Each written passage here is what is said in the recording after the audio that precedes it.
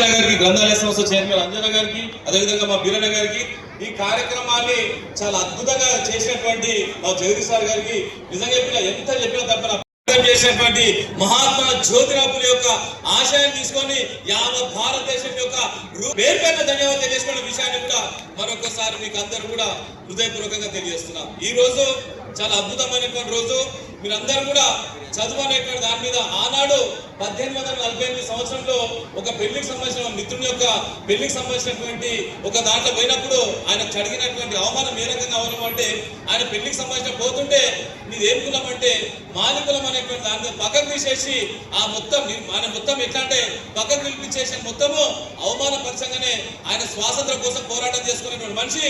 స్వాతంత్రం కాదు, అసమానతను కూడా రూపుమాపాలే. ఈ అంటరానితనము, కుల వివక్షత, ఏవైతే కులాలు మతాలు అన్ని కూడా పోయి మనం అందరం కూడా మనిషి లేక బతకాలనేటువంటి దాని మీద ఆనాడు 1848 సంవత్సరము ఆనాడు ఎవరు కూడా చదువుకోవాలంటే కూడా కొన్ని అగ్రవర్ణాలకి అవకాశం ఉండే.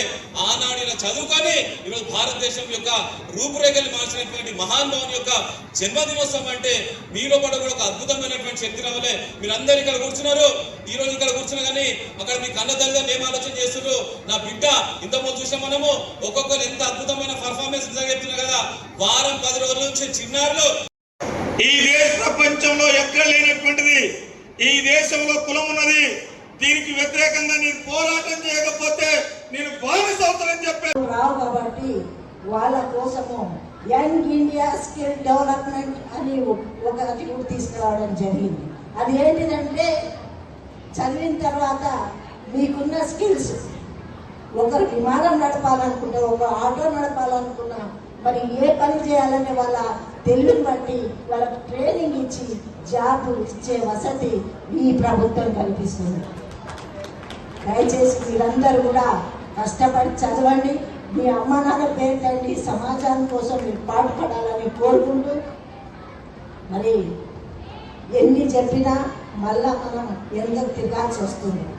మరి నిజామాబాద్లో ఒక దేవాలయంలో పూజకి వెళ్తే అక్కడ మరి ఊరు నుంచే బహిష్కరించచ్చు.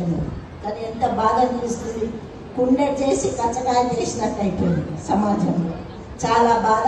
తప్పకుండా ఇక్కడే కలెక్టర్ గారు ఉన్నారు, అది తప్పకుండా ప్రభుత్వం దృష్టికి తీసుకొచ్చి మళ్ళీ ఎక్కడ కూడా అలాంటి సంఘటనలు జరగవద్దు, అలాంటి ఇబ్బంది పెట్టొద్దు. మనమందరం భారతీయులం, మనమందరికి హక్కు ఉంది, ఏడికైనా వెళ్ళొచ్చు, ఏ పూజ అయినా చేయొచ్చు.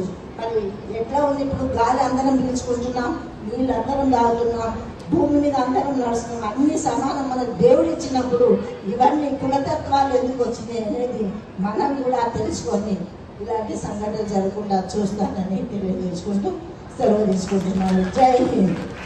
వచ్చింది ఇక అవి చూపిస్తూ 70,000 కోట్లు ఎంటకేసి తప్ప మాకు ఇచ్చిన ఏం లేవు. మా 28,000 కుటుంబాలు ఎస్సీలై మాకు అవి వంచితే 3 కోట్ల రూపాయలు వస్తాయి మా కుటుంబాలకు. మరి ఇచ్చిన ఎక్కడ? మాకు అధికారం వచ్చింది, మాకు అవకాశాలు వచ్చినాయి, మీకు నిధులు ఇస్తున్నారు ఏమన్నా మరి మా దగ్గర సప్లా నిధులు వస్తలేవు. మా ఎస్సీ సంవత్సరాల మహాత్మా పూలే గారి జయంతి జరుపుకోవడం, ఈ కార్యక్రమానికి అధ్యక్షత వహించిన జిల్లా లైబ్రరీ చైర్మన్ అంజన గారికి, మరి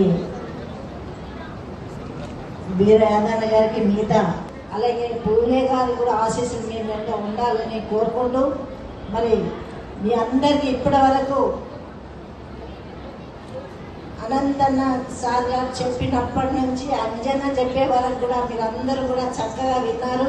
మరి చరిత్ర చెప్పినారు, మనం ఏం చేయాలి, సమాజంలో మనము ఏం చేయాలి అని కూడా మరి బీరా యాదన్న గారు చెప్పడం జరిగింది. ప్రతి ఒక్కరి విషయాలు మీరు గ్రహించే ఉంటారు. తప్పకుండా మార్గంలో మీరు కూడా నడవాలని కోరుకుంటూ, మరి పూలే చరిత్ర మనం విన్నాం, మరి మన చరిత్ర కూడా ముందు తరాలకు ఇవ్వాలనే ఆలోచన ప్రతి ఒక్కరూ చేయాలి.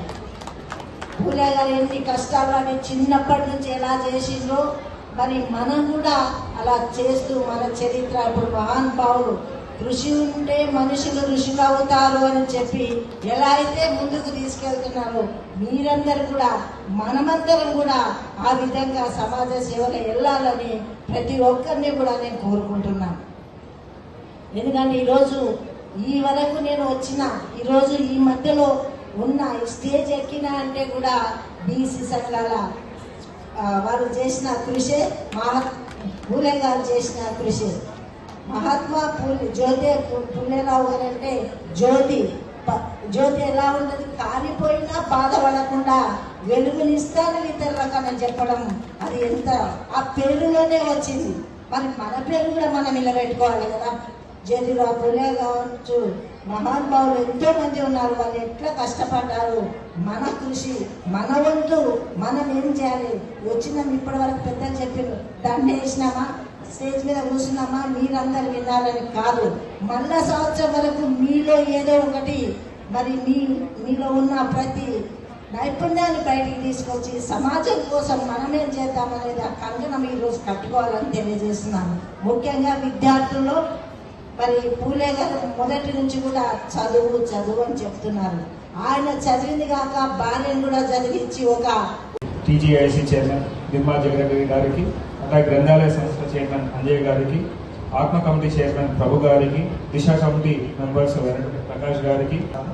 సో ఇప్పటికే కాలాతీతమైంది. చాలా వక్తలు కూడా చాలా వాళ్ళ యొక్క అనుభవాలు తర్వాత మన మన మన భవిష్యత్తుని మనం ఎలా తీర్చిదిద్దుకోవాలనే అంశాలపై కూడా వాళ్ళు చాలా బాగా మాట్లాడడం జరిగింది.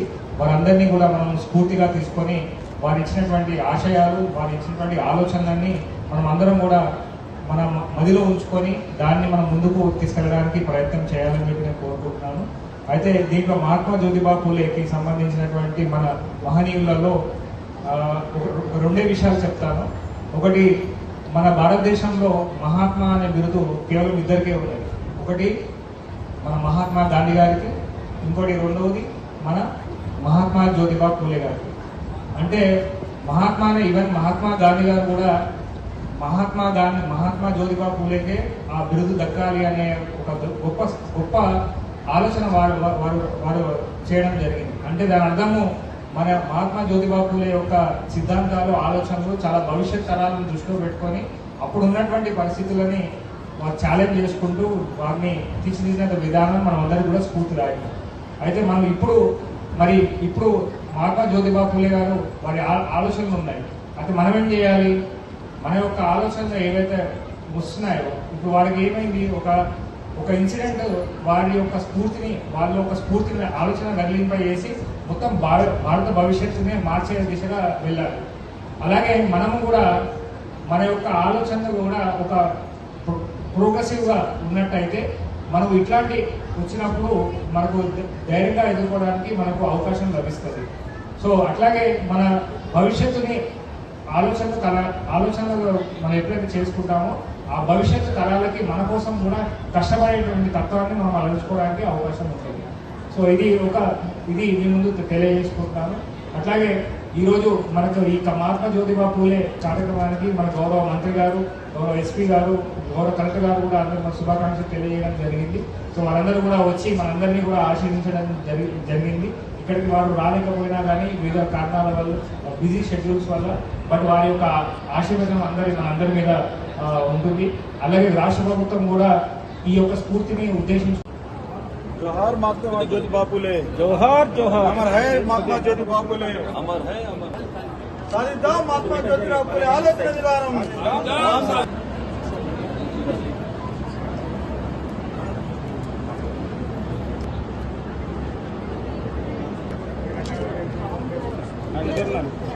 साधिद्दाम बाबा साधिद्दाम महात्मा ज्योतिबा फुले आशयालने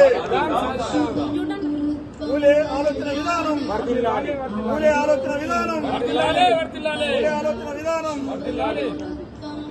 సాహిత్యం జ్యోతిబాబుల ఆశయాలను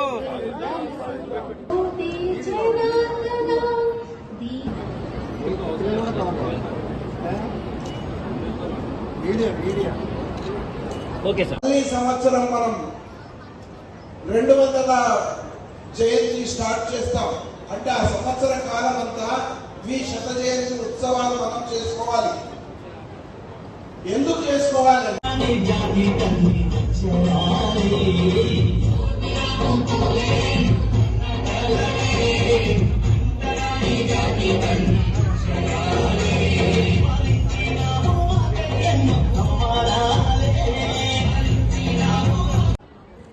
అజయ్ అండ్ గ్రూప్ అన్నగారిన జీవితాలు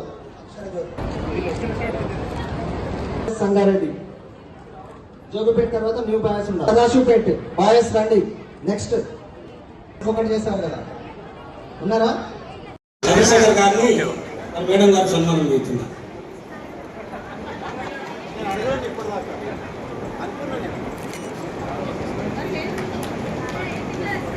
అదేవిధంగా ఈరోజు నిర్మల మేడం గారు సన్మానం చేస్తున్నారు.